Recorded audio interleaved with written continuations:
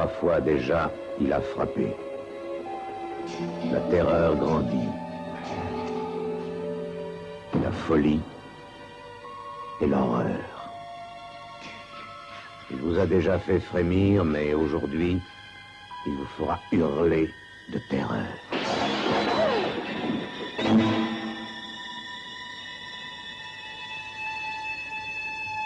Jason est de retour. Il rôde, comme une ombre, dans la nuit et le silence.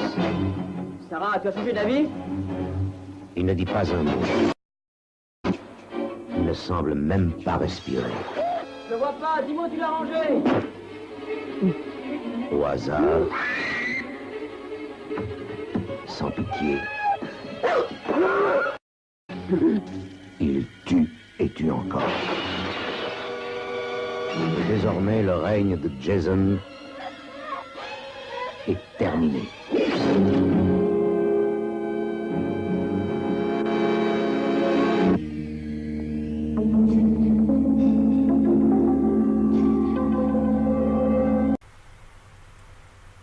Et salut à tous et à toutes les amis, c'est Freddydo78. On se retrouve aujourd'hui pour le 4e volet de la saga Vendredi 13 avec Vendredi 13, chapitre final. Alors, je sais que le titre peut paraître dire ah bah c'est le dernier. Non du tout.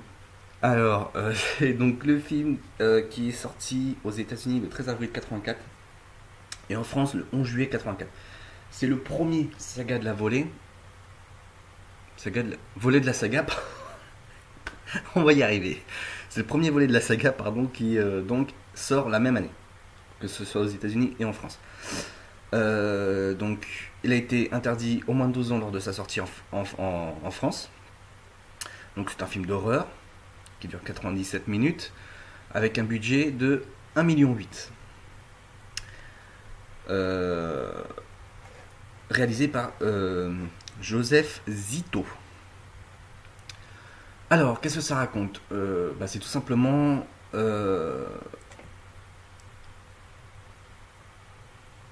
Jason, donc qu'on croyait mort donc dans le dernier épisode.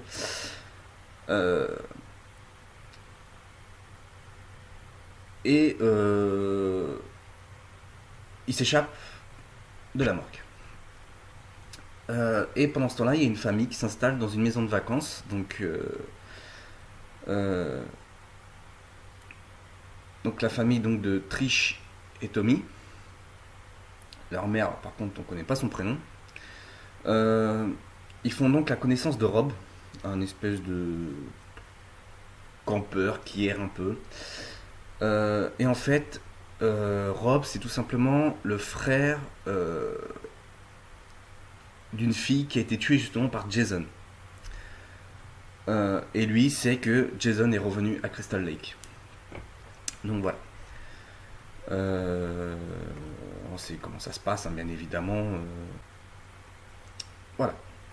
Donc, dans le film, nous avons donc Ted White qui joue le rôle de Jason Voorhees, Kimberly Beck qui fait Trisha Jarvis, Eric Anderson qui fait Rob Dyer, Corey Feldman qui joue Tommy Jarvis, Barbara Howard qui fait Sarah, Peter Barton qui fait Doug, Lawrence Monoson qui fait Ted.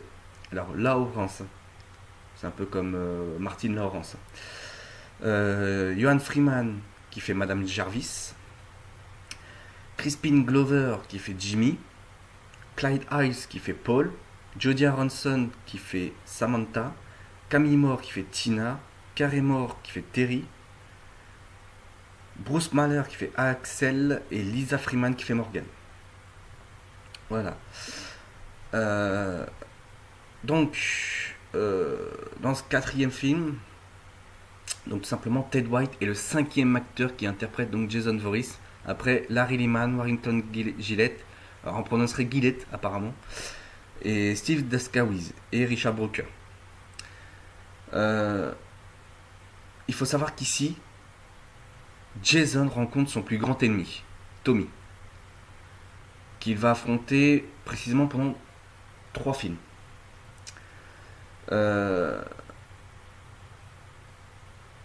Ted White, donc qui faisait Jason, tous les jours a menacé de quitter le plateau. Pourquoi il se définissait lui-même comme un mercenaire. Il avait pris le rôle pour l'argent, comme je pense que beaucoup de monde aurait fait. Il a dit qu'il avait tout simplement détesté les 3 premiers films de la saga. Et quand il a vu le résultat final, il n'a pas voulu tout simplement que son nom soit dans le générique. Ça paraît bête. Moi je trouve ça nul. Voilà. T'es un acteur, t'assumes ce que tu fais ou t'acceptes pas le scénario, quoi, ou tu choisis autre chose. Enfin bref. Donc cet épisode est particulièrement apprécié des fans de la saga, de par l'originalité de l'intrigue et le réalisme des effets spéciaux réalisés par le maître du genre Tom Savini. 2 nominations, Satellite Awards 2005 pour le meilleur bonus DVD et Saturn Awards 2014 pour la meilleure collection DVD. Box office. Alors faut savoir qu'il n'y a pas de truc autour du film, hein, il n'y a pas grand chose, enfin il n'y a rien à dire, on va dire même. Box office, donc aux États-Unis, ça a revenu une recette de 32 980 880 $. 1446e au classement. Et le box-office en France a donné 270 013 entrées.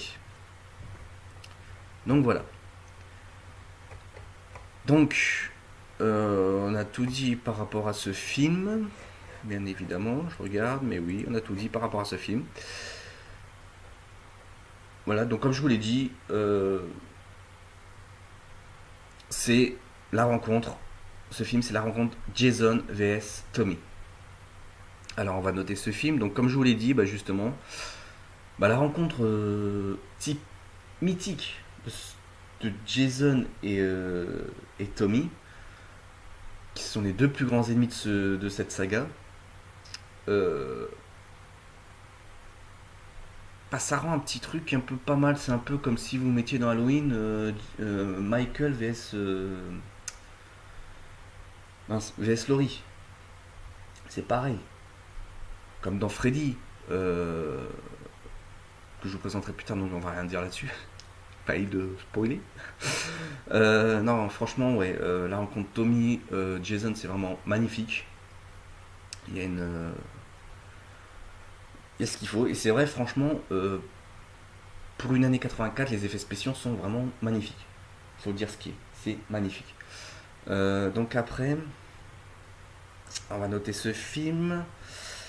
Donc je dirais, peut-être comme la dernière fois, un petit 16 sur 20.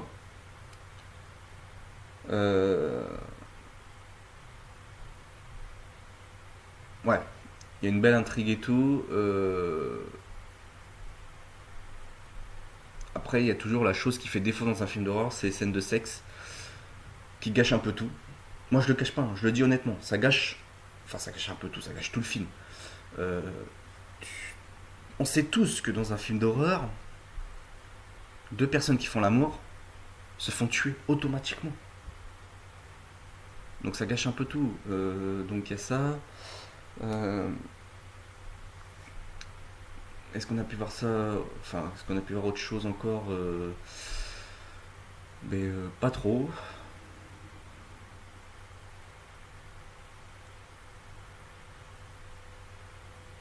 Donc voilà, on est vraiment dans l'univers Jason, voilà, magnifique.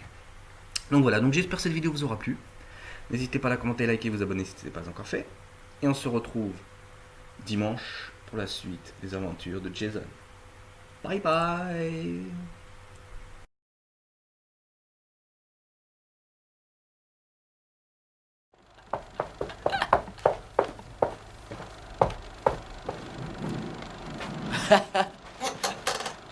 Et regarde, demande à ton ordinateur ce qu'il en dit, nounours. Et félicitations à Jumbo. Où est passée la bouteille de vin? Il faut arroser ça. Je crois que j'ai bu. Ouais. J'étais fantastique.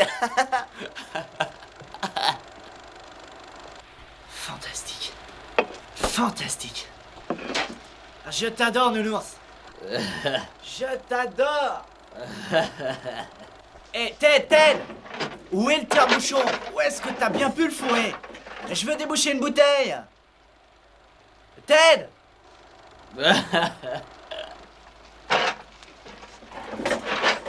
Ted. Ted, réponds-moi, mon Dieu. Où est-ce que tu l'as fourré?